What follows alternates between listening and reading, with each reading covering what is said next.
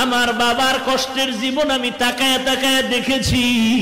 বাবায় কোমরে মাজায় গামছা লাগায় মানুষের বাড়ি কাজ করে খানা নিয়ে আস। এমনও ঈদের দিন গেছে একটা নতুন জামা আমার বাবায় দিতে পারে না।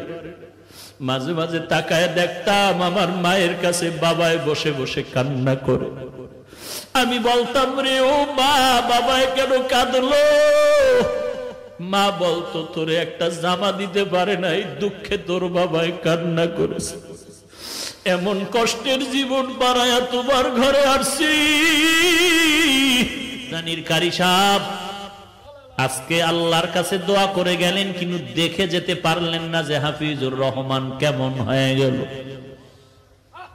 আমার হাত আর তার হাত এক জায়গায় নিয়ে এইভাবে উঠায়া উজানি বৈশা ঘরে বৈশা দোয়া করতেন, আল্লাহ আমার হাতের সাথে ওর হাতটাও তুমি কবুল করে নেও।